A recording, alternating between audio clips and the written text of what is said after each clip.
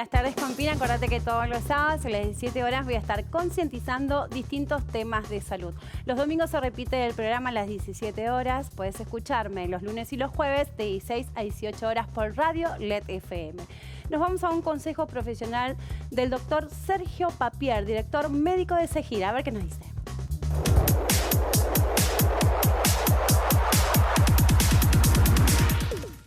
Hola Pink, buenas tardes a todos los televidentes.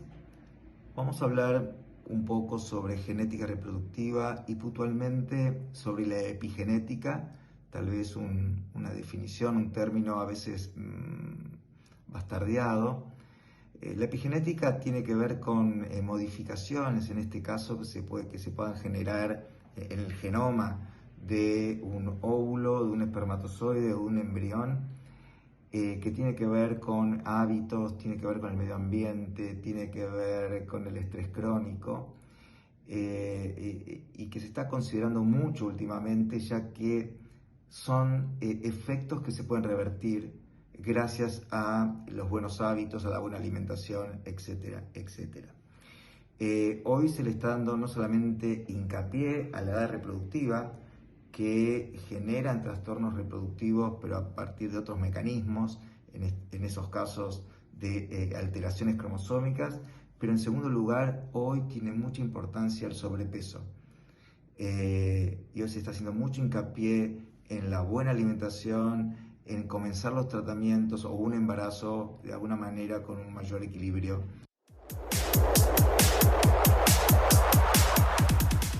Bien, muchísimas gracias, doctor. Un beso enorme. Vamos a concientizar sobre genética y cáncer.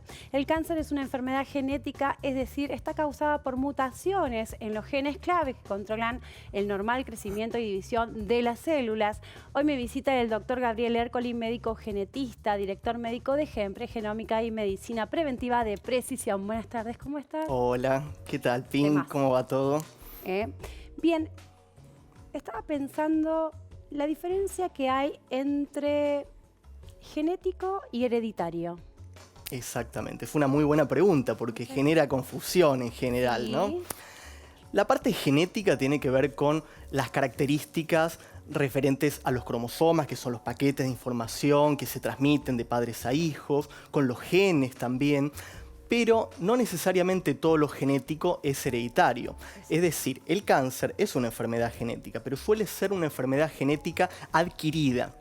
Los genes, con el correr del tiempo, por distintos factores, se van alterando y van generando diversos mecanismos que hacen que una célula empiece a desregularse y por lo tanto empiece a crecer y a generar de alguna manera un crecimiento descontrolado. Lo hereditario tiene que ver con los factores que se transmiten directamente de padres a hijos. Entonces, puede haber alguna afección genética hereditaria, es decir, que lo portan sus padres y lo pueden transmitir a sus hijos, y puede haber alguna cuestión genética esporádica, que se le dice que surge de novo. De novo significa que el gen originalmente está bien, pero en algún punto, por distintos factores, muta, se altera y se transforma de pronto en una célula maligna. Entonces, no todo lo genético de pronto es hereditario. Hay genético esporádico que surge por temas de cambios en el ambiente y por el propio envejecimiento de la persona. Bien, ¿cuál es el porcentaje de cáncer hereditario? ¿Hay un porcentaje aprox? Hay un porcentaje de cáncer hereditario. En realidad, el cáncer per se no se hereda. Lo que se hereda es la predisposición a desarrollar un tumor. Exacto. Entonces, de todos los tumores que existen, se estima que un 70% aproximadamente son esporádicos, no tienen relación con ningún antecedente ni personal ni familiar, y es simplemente como dijimos, porque la célula va envejeciendo en las sucesivas divisiones, cuando la persona aumenta en su edad, o distintos estímulos externos, ambientales, el tabaquismo, exposición solar, la dieta. Eso tiene que ver con el 70%, que es de alguna manera esporádico, mientras que hay un 20% que se le llama familiar. En el familiar no se encuentra un gen puntual de predisposición, sin embargo, uno ve que hay una cantidad de personas afectadas más altas de lo que debería haber por el azar. Uno encuentra varias personas afectadas, pero no hay un gen de predisposición reconocible. A esto se le llama cáncer familiar, 20% aproximadamente. Y el cáncer hereditario per se estima en un 5 a un 10% de todos los casos. 5 a 10% de tumores donde la persona nace con un gen que predispone. Ese gen habitualmente lo que hace es proteger para que no se desarrollen los tumores. Entonces, si el gen que se hereda del padre o de la madre tiene alguna alteración, va a proteger menos. Y si protege menos, la consecuencia puede ser la aparición de un tumor. Pero no se heredó el tumor, se heredó un gen que tiene alguna cierta alteración, que protege menos de lo habitual, son supresores tumorales, que detectan al tumor y enseguida hacen que la célula muera para no seguir progresando, o directamente hace que se corrija ese gen o esa célula, y cuando esto no ocurre, puede desarrollarse un tumor. Entonces, 5 a 10% son hereditarios porque el gen predispone a la aparición. Bien, ¿puede ser que hay genes que aumentan el riesgo de distintos cánceres? Exacto. Cada uno de los genes tiene una mayor función en determinados órganos, determinados grupos de órganos. Sí. Entonces, no existe un gen que aumente universalmente todos los tipos de cánceres en la misma magnitud para todos los órganos, sino que habrá genes más importantes para cáncer de mama, otros para cáncer de mama y ovario, otros para cáncer de colon, cáncer de tiroides. Según la importancia que tenga ese gen en cada uno de los órganos, si el gen se hereda mutado de parte del padre o de la madre, ese grupo de órganos en donde ese gen tiene función tendrá mayor riesgo. Bien, si no hay antecedentes, ¿podemos desarrollar cáncer? Si no hay antecedentes, podemos desarrollar cáncer y es la gran mayoría de los casos, de hecho. Personas que no tienen ningún antecedente. Es verdad ese. Y por algún motivo, durante el envejecimiento y a lo largo de la edad, van desarrollando algún tumor. Mientras más aumenta la edad, más riesgo hay de algún tumor, porque hay más posibilidad a lo largo del tiempo de que se vayan acumulando distintas mutaciones. Sí, hay personas cada vez más jóvenes con cáncer. ¿Por qué? Y eso a veces puede tener que ver con distintos factores, con exposición ambiental, alguna cuestión que tiene que ver con la dieta, los consumos de alimentos industrializados, a veces dependiendo del tipo de compuesto, por supuesto no son todos iguales, podrían aumentar ligeramente el riesgo de algún tumor, y desde ya los hábitos. Si una persona es fumadora, se expone al sol, se expone a contaminantes ambientales, trabaja en alguna mina o trabaja con chapa y pintura, con algunos productos químicos, con solventes, con cuestiones que son mutágenas, que hacen que el ADN de las células muten, esas personas van a tener más riesgo, porque está lo genético, pero también está lo ambiental, sumado con el envejecimiento a lo largo del tiempo. Bien, por lo general hay una edad en la que son las posibilidades de desarrollar un cáncer. ¿Cuál sería la edad aproximadamente? Bueno, esto va a depender un poco de cada ahora cambió, tumor. pero antes, ¿cuál era la edad Exacto. que se supone que podíamos desarrollar un cáncer? En general, la mayoría de los tumores suelen ser más frecuentes después de los 45 o de los 50 años. Ahora cambió. ¿Sí? Y ahora, bueno, todo va a depender del tipo de tumor. Por ejemplo, si es un tumor asociado meramente o en su gran mayoría con un virus, por ejemplo el HPV. Sí, te iba a preguntar si hay virus que nos hace desarrollar algún tipo de cáncer. Sí. Exacto. Algunos tipos, hay más de 100 tipos reconocibles de HPV, algunos tienen la posibilidad de insertarse en el genoma, de alterar un gen. Tremendo. Y eso es lo que genera el tumor. Entonces, ese tipo de condiciones suelen desarrollarse en edades más tempranas. ¿Y qué predispone a esa persona, o sea, justo a agarrarse ese tipo de virus papiloma humano y no los otros? Y va a tener que ver con el azar de a qué tipo de virus estuvo expuesto la persona, porque en general se transmite por unas vías de transmisión sexual y una persona puede tener determinado tipo o subtipo de virus u otro, dentro de los 100 que existen. Entonces, los más comunes no generan tumores, el 6, el 11,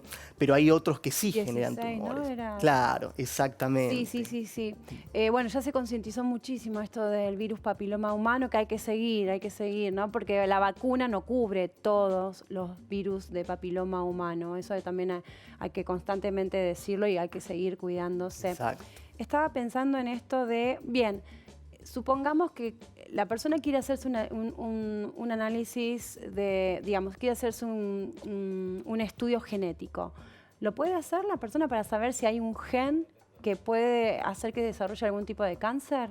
Lo puede hacer. Lo más correcto es que primero vaya a una consulta de asesoramiento genético. Sí. En esa consulta de asesoramiento genético oncológico, lo que va a suceder es que el especialista va a tomar toda la serie de personas que fueron teniendo tumores y va a hacer un análisis.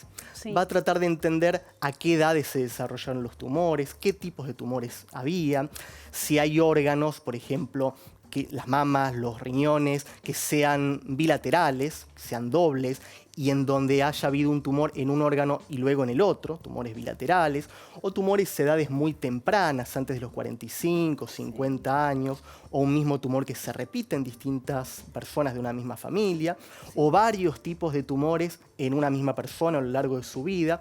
Hay distintos criterios, incluso las etnias. La etnia judío-ashkenazí, por ejemplo, tiene más riesgo, más predisposición de presentar algún gen alterado para cáncer de mama, cáncer de ovario, por ejemplo, y para algunos otros tumores. A partir de ese interrogatorio se va a definir si la persona es candidata para realizar un estudio de cáncer hereditario o no.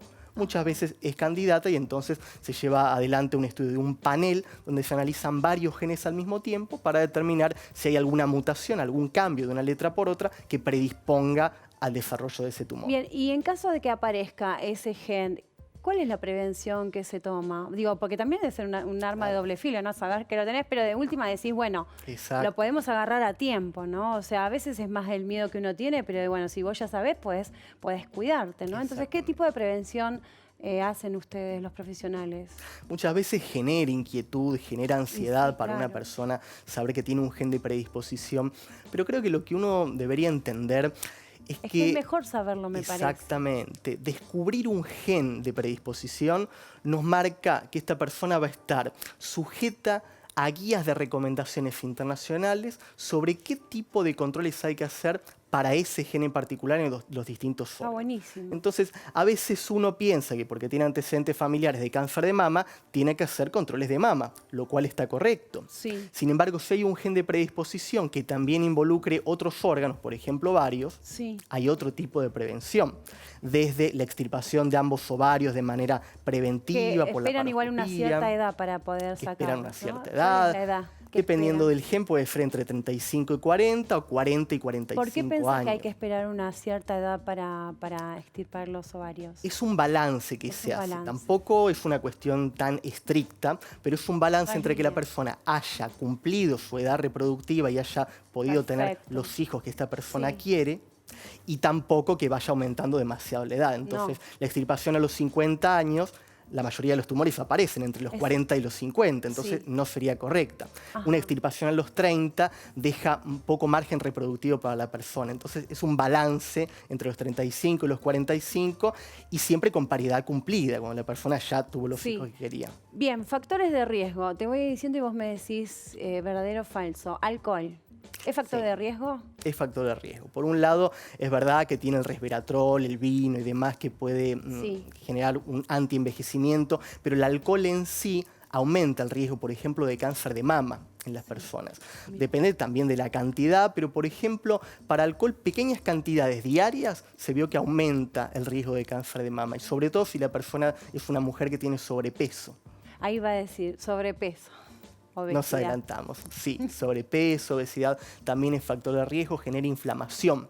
Bien. Y los factores inflamatorios generan un riesgo de distintos tumores. Tabaquismo. Tabaquismo también, de por sí, y no solamente de cáncer de pulmón. No, varios cánceres puede dar. Distintos tipos de cáncer, genera Sí. envejecimiento prematuro y por lo tanto todas las células se ven afectadas, pero principalmente lo que es cáncer de pulmón y cáncer de vejiga, porque todos los tóxicos se luego eliminan por orina. Entonces, pulmón y vejiga son dos órganos muy importantes que se ven afectados. Bien, estaba pensando en esto, mala alimentación y sedentarismo. También, tal vez un poco menos en su magnitud, pero también generan un ¿Cuánto riesgo. influye la mala alimentación? Y va a depender de ¿Qué tan verdad qué es? tipo de mala alimentación Bien, bueno, tenemos. supongamos que la persona no tiene tiempo para comer en casa, entonces, bueno, compra todo hecho o envasado. Bueno, Exactamente. sí. Bueno, los factores industriales, la comida Todo, chatarra, sí. todo esto genera también inflamación, genera grasas saturadas de las Sí. que le llamamos malas. Entonces todo esto genera factores de riesgo, predispone predispone al envejecimiento y predispone también a tumores. Y después hay unos compuestos que pueden venir también en alimentos que pueden eventualmente llegar a tener cierta predisposición a que sea cancerígeno. Y en el otro extremo tenemos la dieta balanceada, comer todo lo que tiene que ver con nueces, frutos secos, almendras, la dieta mediterránea, aceites, todo esto. Se habla mucho de la dieta mediterránea. Todo esto alarga la sobrevida, no solamente baja el riesgo de tumores, Sí. sino que se vio que la gente vive más. Bien, si queremos hacer tiene una esa dieta. prevención, es importante una buena alimentación, hacer actividad física. ¿Qué me decís del estrés crónico? Bueno, el estrés también. ¿Es un factor de riesgo? Es un factor de riesgo, sí. Menos considerado habitualmente en nuestra sociedad, pero el estrés crónico aumenta el cortisol, desregula algunas hormonas. Caray. Todo esto genera inmunosupresión y la inmunosupresión da, por un lado, predisposición a enfermedades infecciosas. Sí. Muy común que uno se pone inquieto, nervioso porque tiene un examen y enseguida tiene alguna gripe o predisposición Es a un verdad, resfrío. tenés. Eso existe en el corto plazo, pero luego en el largo plazo, mediano y largo plazo, la verdad es que la inmunidad cuando está en niveles menores a los habituales también pueden predisponer a un tumor. No porque generen el desarrollo de un tumor, eso no lo van a hacer. No. Pero te predispone más. lo que sucede es que si una célula tumoral surge, la inmunidad puede detectarla y anularla antes de que siga desarrollándose. Entonces, la inmunidad, así como protege contra virus, bacterias, hongos, parásitos, también detecta células tumorales. Bien, ¿tener enfermedades autoinmunes es factor de riesgo?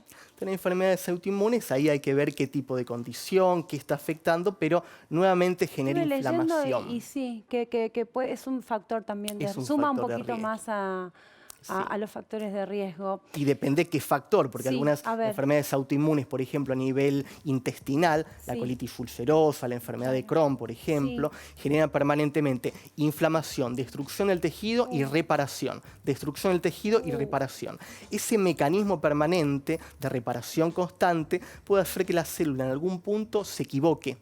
Y si se equivoca, se altera un gen, se muta, y ese gen mutado, junto con la acumulación de otros genes mutados, puede generar a mediano plazo un tumor, en años, ¿no? 10, Bueno, 15, 20 es años. importante esa pregunta. Decime el cáncer más agresivo y y los cánceres que hoy se curan, ¿no? Bueno, tenemos una gama muy alta de tumores, pero uno de los tumores más agresivos y que todavía no tuvo de alguna manera un tratamiento relativamente efectivo, todavía sigue siendo el de páncreas. Ay, sí. El cáncer de páncreas es complejo.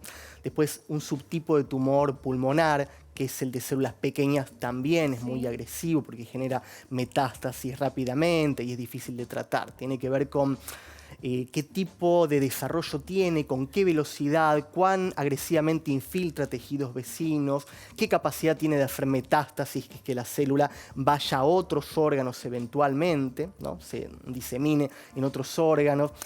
Y también depende, por supuesto, el momento en el cual estamos detectando y diagnosticando el tumor. Por supuesto, la prevención tiene que ver con detectar tempranamente un tumor. Bien, ¿los cambios hormonales es factor de riesgo? Los cambios hormonales, sobre todo a nivel de la mujer, en la perimenopausia o después de la menopausia, generan de pronto factores de riesgo para algunos tumores y también factores de riesgo cardiovasculares. Entonces se dice mucho que la mujer está protegida contra infartos y eso es cierto en cierta medida, pero hasta la menopausia. Después de la menopausia se equiparan la probabilidad de un infarto entre varones y mujeres. Entonces el hecho de que se desregulen algunas hormonas que eran protectivas justamente antes de la menopausia genera de pronto un aumento de riesgo de tumores y de otras cosas también. Bien, detectamos el cáncer, ¿no? Y hay distintos tipos de tratamiento. Bueno, sabemos que hay cirugía, inmunoterapia, radioterapia, terapia con hormonas. ¿Todos van a utilizar ese tipo de terapias o va a variar en cada paciente? Es muy personalizado y cada vez se tiende más en el mundo a que sea más personalizado aún.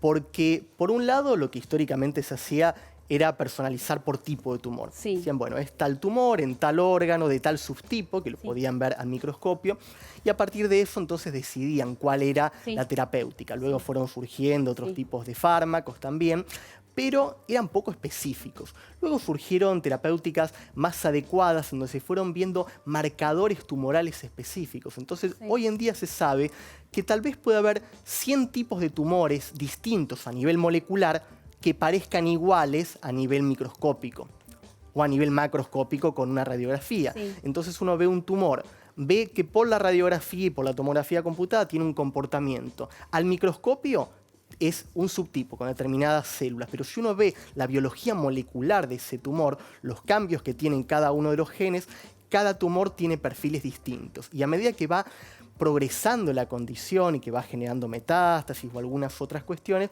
se van generando distintos clones. Entonces, sobre un mismo tipo de tumor se pueden generar distintos clones, cada uno con determinadas mutaciones, y eso genera que haya tratamientos específicos y personalizados para cada mutación. Y la ciencia tiende a esto, personalizar por mutación hoy en día y no solo por tumor. Bien, doctor, bueno, desarrollamos un cáncer, supongamos que hace metástasis. ¿Cuáles son las posibilidades de curarnos?